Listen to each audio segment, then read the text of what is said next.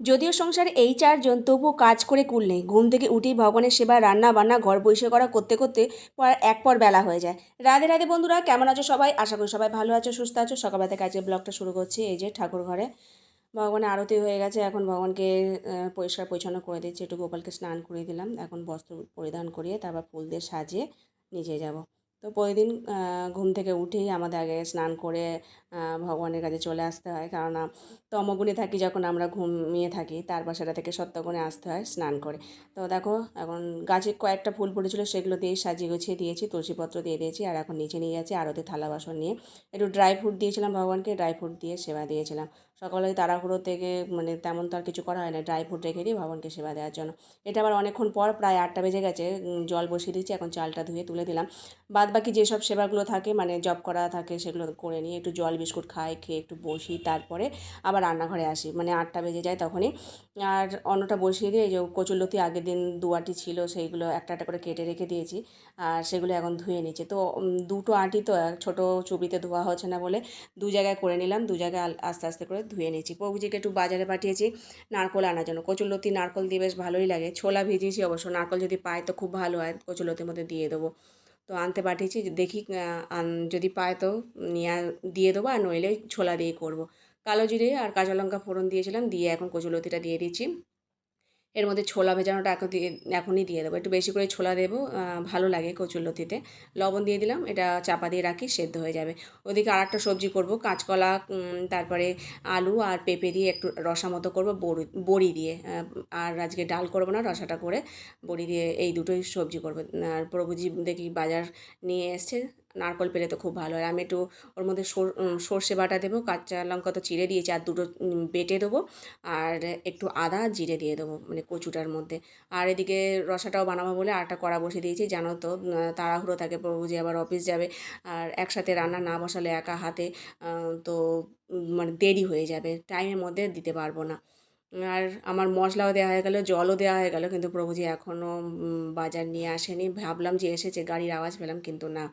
তারপরে দেখলাম নিয়ে এসছে, মানে জল দিয়ে সেদ্ধ হয়ে গেছে কচুরলতি, তারপর নিয়ে এসে। তো এখন আমি আবার কী করলাম, গ্যাসটাকে অফ করে দিলাম, দিয়ে আর নারকোল করবো। আর ওই সব বাজারগুলো নিয়ে এসছে, আম নিয়ে এসছে, তার শসা, পটল, ঝিঙে আর ঢ্যাঁড়স নিয়ে এসেছিলো, সেগুলো গুছাবো পরে।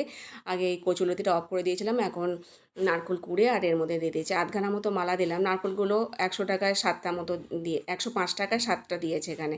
তবে অবশ্য বেশি কচি নয়, ঝুনো মতো নারকোলটা। তো ঠিক আছে, তরকারিতে দিতে খুব ভালো হয়। রান্নাবান্না সব হয়ে গেছে, প্রভুজি এখন অফিসে কাজ সারছে, ও স্নান করে ভগবানকে সেবা দেবে। আমি একটু আবার গা ধুয়ে এলাম, এত ঘেমে গেছি, প্রচণ্ড গরম পড়ছে। গা ধুয়ে জামা কাপড় চেঞ্জ করে আবার এলাম। মানে দিনে 2-3 বার আমার এরকম গা ধোয়া হয়ে যায়, স্নান করে করার মতো। সকালবেলা আবার স্নান করে নিই, তারপর আবার গা ধুলাম, মানে জামা কাপড় ভিজে যাচ্ছে, এত গরম। তো যাই হোক, আমার এই কাজটা সারা হয়ে গেলে প্রভুজিও আবার স্নান করে নিচ্ছে, আর আমি তখন রান্নাঘরে চলে আসি, আর এসে আবার জোগাড়জাটি করবো, কারণ রান্না করে আবার চলে গেছিলাম ঘরে টুকটাক কাজকর্ম সারতে। হাত পা ধুয়ে চলে এসেছি।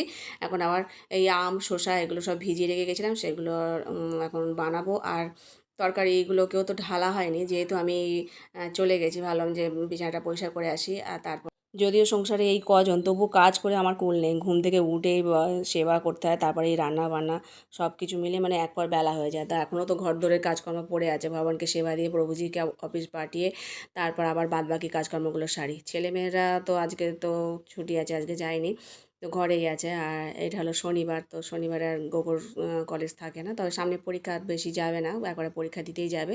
আর জয়িতা তো এখনও ছুটি চলছে। এই যে কচুলতিটা এরকম শুকনো শুকনো করেছি, আর রসাটা হয়ে গেছে।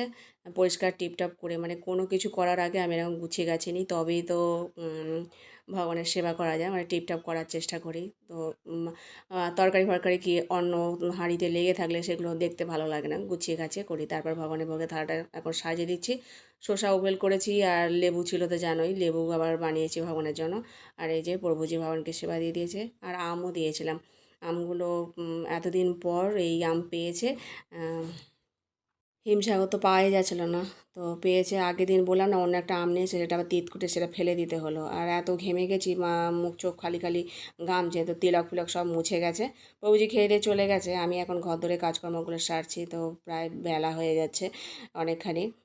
আর নিচে কাজ সেরে আবার ওপরে এসে কাজকর্ম সারি। এই গরমে 1000 বার ধরে এই করতে হয়। আর এই গা ধুয়েছি আর এখন আর গা ধোবো না, বেশি আবার গা ধুলে আবার ঠান্ডা লেগে যাবে, ওই করি যখনই ভিজে যায়। একবার তো বস্ত্র চেঞ্জ হয়েছে, আবার যদি চেঞ্জ করি তাও এখন ভিজে গেছি। তো এগুলো করে আবার একটু মানে পাখার হাওয়া খেয়ে নিলে ঠিক হয়ে যাবে। আর সকালবেলা কিছুটা জব করেছিলাম আর কিছুটা জব খেয়েছে, সেটা কমপ্লিট করে নেবো। এটা হলো মানে 3টে বাজে এখন, প্রভুজি অফিস থেকে এসেছে আর কিছু জিনিসপত্র নিয়ে এসেছিলো। জিও মার্টে কিছু অর্ডার করেছিল, সেগুলো নিয়ে এসছে। কেননা এই পনিরগুলো একটু সস্তায় পাওয়া যায়, অনেকখানি ছাড় দেয়। আর কিছু সাবান নিয়ে এসছে একদম হাফ দামে। পতঞ্জলি সাবান তো এমনিতে দোকানে পাওয়া মানে ছাড়েই না, 1 টাকাও ছাড়ে না, এটা অনেকখানি ছাড় নিয়েছে। তো এইগুলো অনলাইন থেকে কিনলে খুব সুবিধা হয় ছাড় পাওয়ার জন্য। ওই দেখে দেখে প্রভুজি অর্ডার করে এখনই দিয়ে গেল, আর সেগুলো তোমাদের সাথে শেয়ার করছি। তো আজকের মতো ভিডিওটা এখানে শেষ করছি, দেখাবে পরেরটা নতুন ভিডিওতে। আর ভিডিওটা করতে যদি একটু ভালো লেগে থাকে লাইক কমেন্ট আর ফলো করতে ভুলো না। সাবানটা তো একদম হাফ নিয়েছে, 100 টাকা হলে 50 টাকা নেবে এরকম। ভালো থেকো, হরে কৃষ্ণ।